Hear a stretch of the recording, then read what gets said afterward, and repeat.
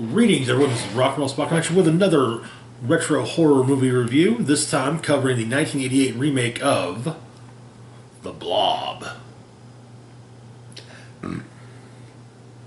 So, first and foremost, those who may be unaware, The Blob is The Blob was a 1958 sci-fi horror movie. Generally referred to as a creature feature, but it centers on a ever-growing blob that makes its way through a small town, consuming everyone in its path. After the success of David Cronenberg's remake of, I would presume that it was at least somewhat inspired by the success of David Cronenberg's remake of the Fly. Blob was remade in the late '80s, 30 years after the original came out in 1988, and honestly, it's a solid remake. I mean, this is the kind of remake that, this is the kind of remake that, in all honesty, hell, this is the kind of horror movie that I feel we could use more of.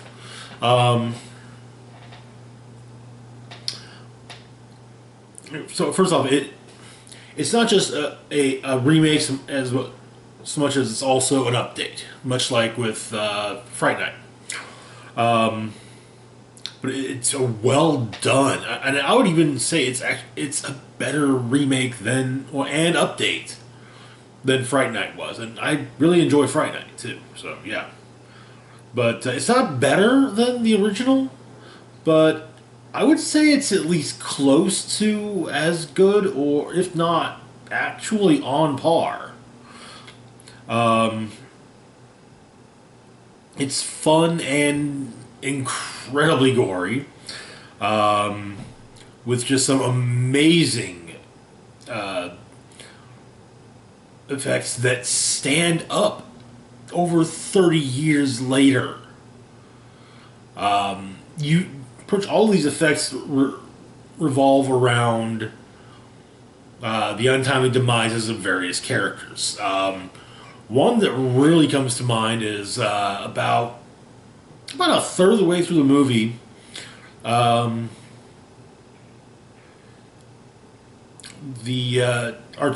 main characters and are in a local diner. Things seem to be kind of chill, nothing, and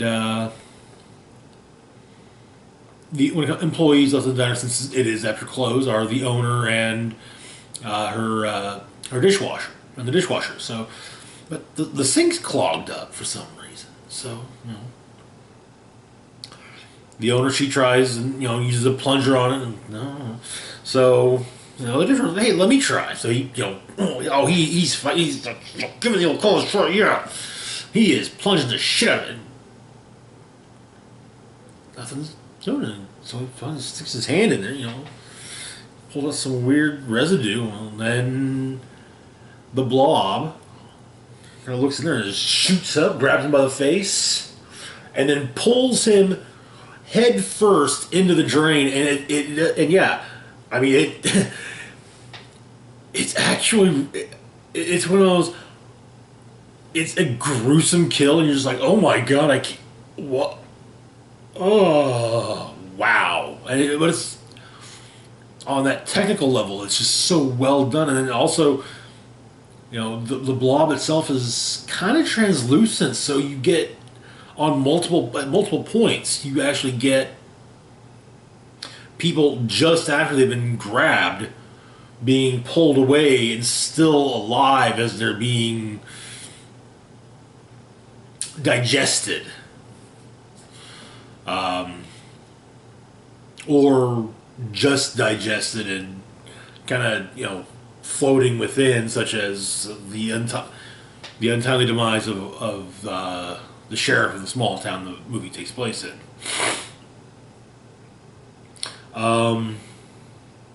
It also did something that horror movies still are kind of hesitant to do, and it actually killed off a kid.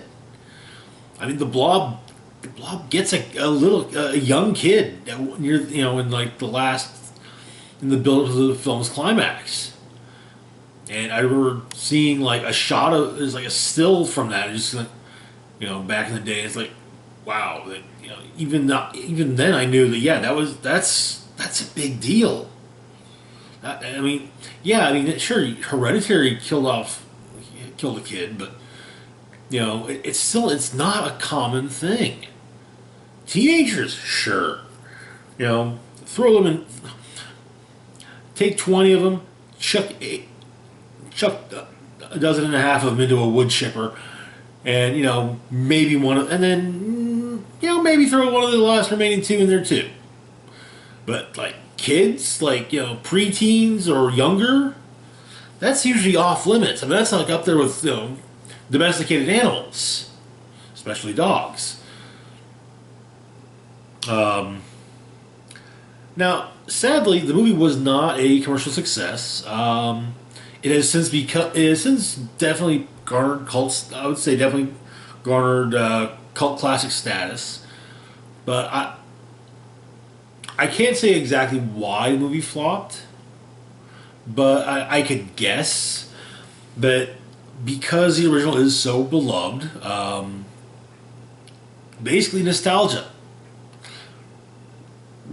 Kind of, why would you even think to remake this? Or, oh, it's just an excuse to be, to do some gruesome crap with with a classic film. And it was like, okay, and I mean, if you can, why not? The movie also does throw some really interesting. The plot itself throws in some interesting concepts, like so in the original, the Blob is basically a creature from outer space that crashed into Earth in a meteorite. Local drunk finds him and latches onto his hand and goes to the doctor and spreads from there. The setup is the same in the remake, but we find out later that meteorite wasn't actually meteorite, but rather, and in fact, Blob is actually a biological weapon test, and due to being in space, it mutated and evolved, and yeah, it's. But so yeah. Anyway, so then the movie also has a really good solid cast. The characters are actually really well developed. I mean, developed enough so that the ones that die, there does actually feel meaningful or impactful. Also, the movie's well paced. Only really showing the Blob when necessary. Never doing anything gratuitously. There are kills that actually aren't gruesome and special effects masterpieces, but just simple things. Okay, start kicking wildly in the car. But yeah, it much like with House on Haunted Hill, its brevity kind of helps it because it wants to tell it because of the film's length. It's a little more than an hour and a half long. It wants to tell its story quickly and concisely. So it's boom, boom, boom, boom, boom. And yeah, it follows a lot of the normal storytelling conventions. Hey, we're gonna, like I think it's the trope is referred to as Chekhov's gun. If you put a gun in the drawer in the first act, you better use it by the third act. There are quite a few things like that in the movie. For example, Kevin Dillon's character trying to jump a busted nearby bridge. There's mention of the fact that the town is near a ski resort, but things aren't going no, but things aren't going entirely too well. So on and so forth. So yeah, I mentioned the cast. So our cast of note, we've got Kevin Dillon as Brian Flagg. He's the main character. Ooh. Honestly, he is portrayed as kind of the stereotypical bad boy with a heart of gold. You know, the local high school rebel. He's got a leather jacket. He's got long hair. He's got a motorcycle. And he's also actually, not a bad guy. And also a chip on his shoulder. Forgot about that part. Then you've got Shawnee Smith as Meg Penny.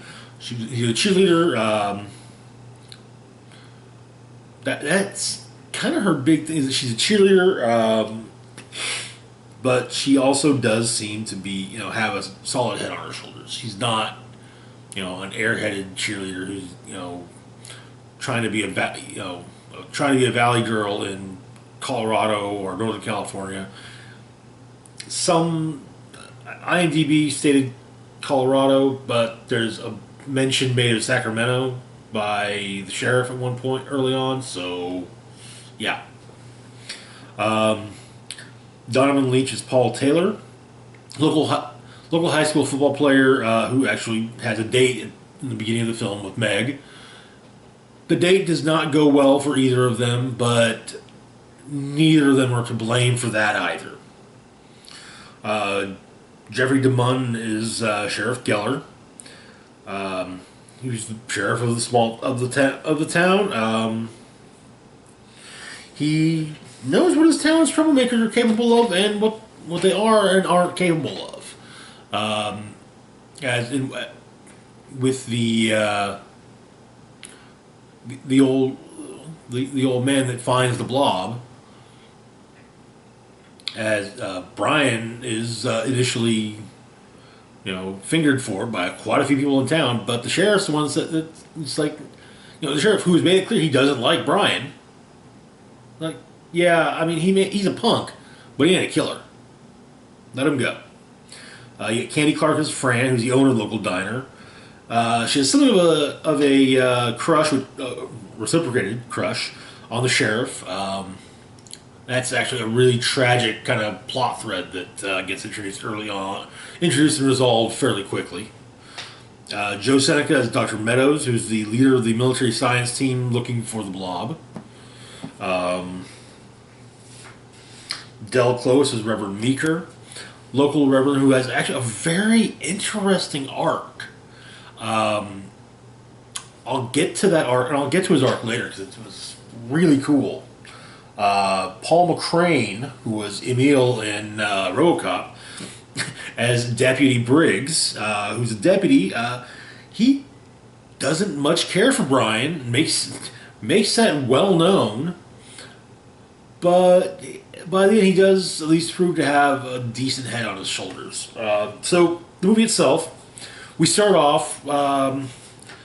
It actually starts off really well. You've got these shots of this like abandoned town, and all these storefronts, Main Street, no one walking on it, along it, or anything.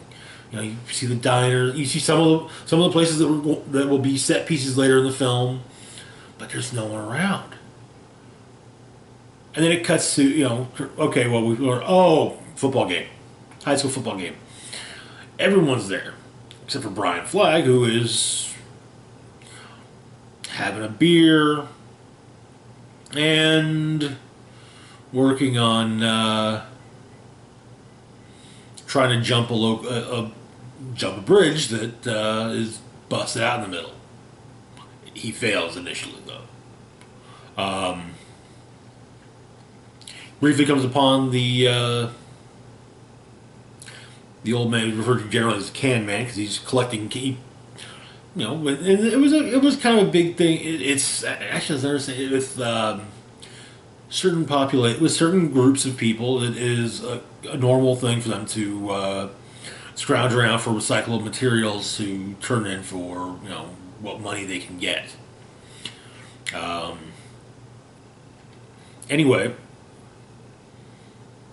there's actually this really great, and there's actually the scene where Brian tries to jump the bridge is actually really well done because you've got going on at the same time as that. You've also got the football team and everyone cheering on the team, and but they're just saying go go go go, and then he fails, and but it's a really well edited, and it's like they're not watching him, but it's almost like they are just because of how it fits out. It fits. But after the game, everyone, the town does kind of pick back up.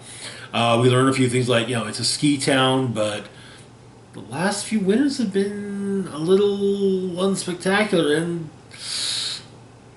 there are more than a few people that are thinking, another winter like that, and that might be the end of the town.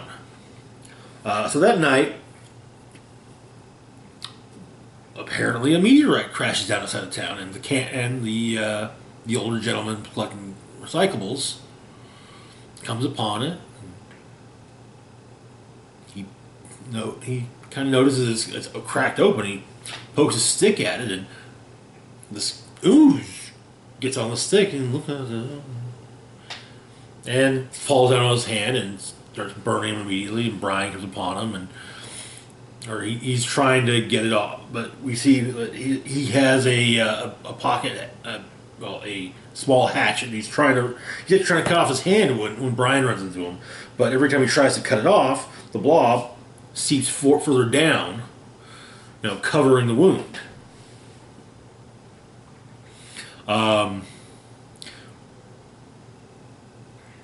We also get a really amusing moment with before this with Paul meeting Meg's father, who it turns out is the local pharmacist, played by Art LaFleur, who among other roles played Babe Ruth in the baseball movie, the kids' baseball movie Sandlot. Anyway, but we get all this stuff, set up. Like before the game lets out, the sheriff tries to ask Fran out to go see a local country act after work, and he's going to pay for his meal. And he looks down at the ticket at the bottom, says, "I get off at 11." Like, well, after having given her his card, said, "Hey, when you're done, if you want, you can give me a call. My number at the station's on here." But anyway,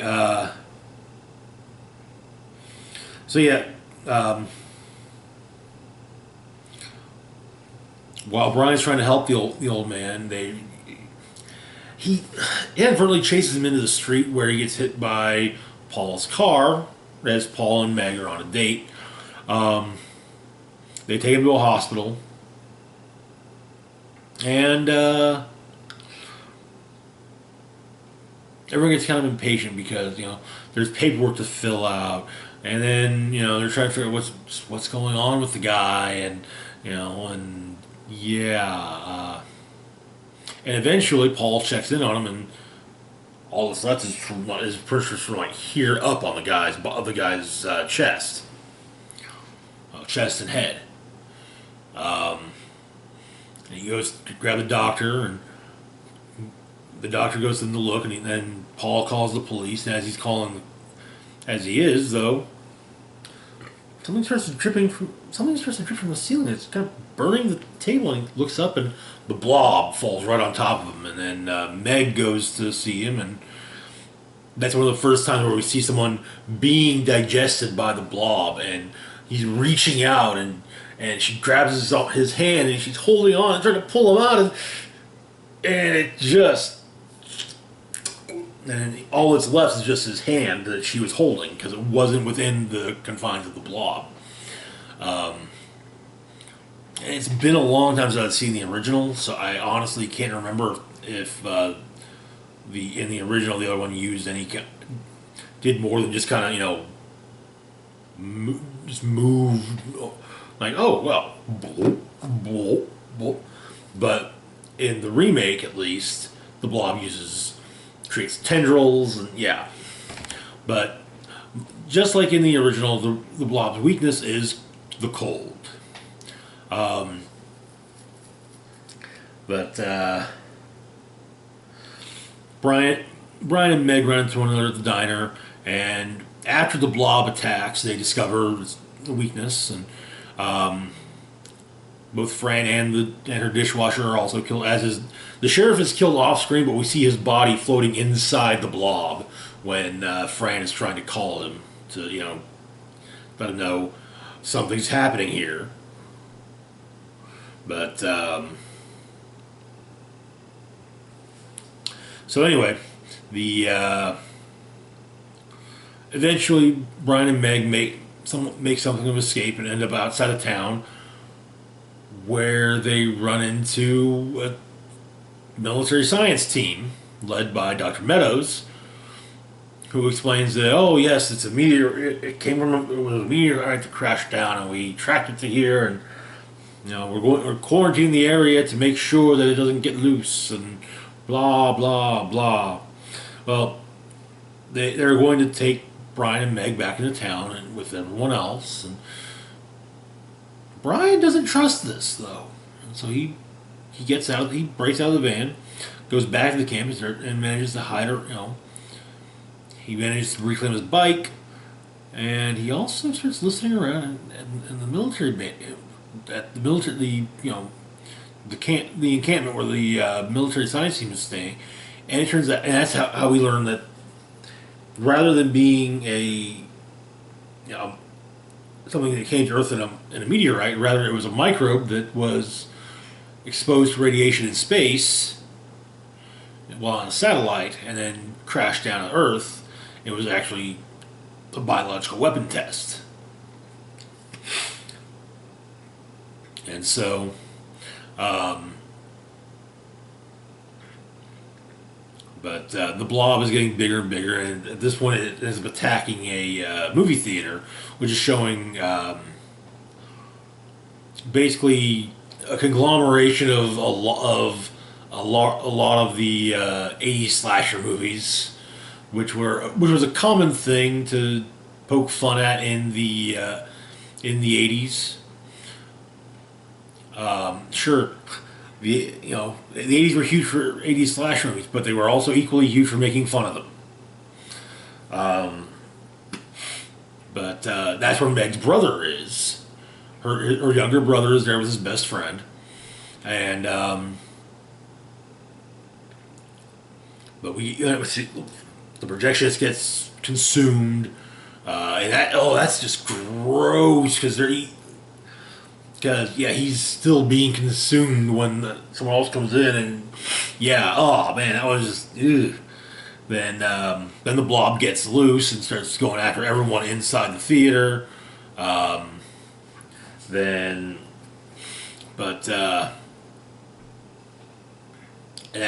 everyone freaks out and runs out just as Meg's arriving. So she eventually makes it in, finds her brother and his friend, and they get out through a manhole behind the theater. The friend's brother, who's an usher, sees them do this, and so is able to explain, hey, the blob is in the sewer. And so, meanwhile, Brian is being chased by some of the soldiers, but he manages to escape. Ends up near the sewer. That's kind of one of those just conveniences of the plot, but yeah. Meg's brother's best friend Eddie gets consumed by the blob. Some of the soldiers show up and also get killed by the blob. Bill Moseley has a small part of one of the soldiers within the sewer. When when there's shown to be among those in the sewer, Dr. Meadows, however, is just like, yeah, no, sorry, screw you kids, and shuts the manhole, has the manhole closed, and parks a van, has the van parked with one of its tires over the manhole, which is where, but turns out among the weapons that Bill Moseley has on him while he's clearly injured is a rocket launcher, and well, yeah, Brian uses that to blow up the manhole and the van. Dr. Meadows gets eaten by the blob. Yeah. Now, something else that has gone on is after the diner sequence, the Reverend picked up some frozen pieces of the blob, put them in a little jar. And then when the soldiers were using explosives and flamethrowers, figuring that would actually do anything to the blob aside from just make it mad, he gets set on fire briefly. But which, and we'll get to a little more on that later. But Brian manages to explain to the townsfolk what's happened. After Dr. Meadows is eaten, the military leader takes over and just like, oh yeah, just kill the damn thing. To hell with trying to contain it, kill it. But they use one of the snow. They end up having to use one of the snow machines that is mentioned earlier in the movie. Again, you show something in Act 1, use it by Act 3. Well, there we go. The blob gets frozen, smashed up, crystallized, and there's like, okay, we need to get this to deep freeze, and we need to get rid of this. Everyone survives, at least, seems to live happily ever after. And later, the Reverend, who, like I said, he was burned kind of badly during everything. We learn he has started doing tent revivals, where he's talking about how the end is nigh, and one of his eyes was damaged after he was burned. He's of course got sides of his face is burning. His hair is growing long and wild, and those pieces of the crystal, those frozen pieces of the blob, have thawed, and they're still in the jar. And he's asked, when will the end come? And he says, I don't know exactly when. He looks at the jar and the little blob inside it moving. He says, but it'll be soon. And I feel like that was probably going to be their hook for a sequel, but, well, yeah, sequel never happened. Anyway, so yeah, overall, it's a fun, well done, well paced movie it's actually quite gruesome. And a good update to a horror classic. Rating wise, I got to give it a 4. And if you have never seen the remake of the Blob, seriously, track it down. Track it down, watch it. It's great. Seriously great. Anyway, that's it for now. As always, feel free to like, share, and subscribe. Links to my Facebook, Twitter, Patreon, and PayPal can be found in the description box down below. This is Rock and Roll Spock signing off, saying live long and rock hard.